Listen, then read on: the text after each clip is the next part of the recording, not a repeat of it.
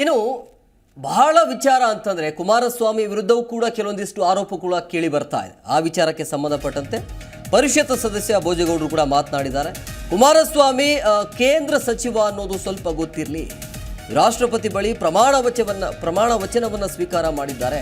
HDK ಕೇಂದ್ರ ಸಚಿವ ಅನ್ನೋದು ರಾಜ್ಯದ ಜನರಿಗೆ ಗೊತ್ತಿಲ್ಲ ಅಂತ ಅನ್ಸುತ್ತೆ ಅಂತ ಚಿಕ್ಕಮಗಳೂರಲ್ಲಿ ಪರಿಷತ್ ಸದಸ್ಯ ಭೋಜೇಗೌಡ ಈ ರೀತಿಯಾಗಿ ಹೇಳಿಕೆಯನ್ನು ಕೊಟ್ಟಿದ್ದಾರೆ.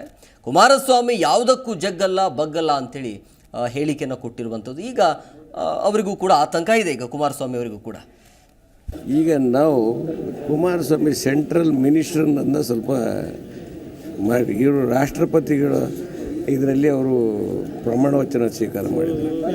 Then where is the question of jurisdiction. That ball is not in the court of ರಾಜ್ಯಪಾಲರು, the ball in the court of ರಾಷ್ಟ್ರಪತಿ. He has taken oath before and he has given oath from the President of India. ಹಂಗಿರ್ಬೇಕಾದ್ರೆ ಈ ball ಅಲ್ಲಿದೆ.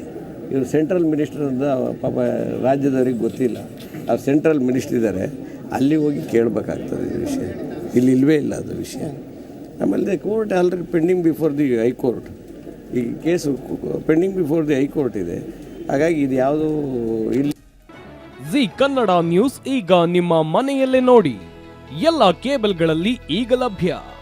ಸನ್ Direct 292, Jio TV 1334, U digital 162, city cable 51, GTPL 17, Abhishek cables 821, Rockline telecommunication 51, Shri Basaveshwara number 60, Vinayaka digital number 53, in digital number 896ರಲ್ಲಿ.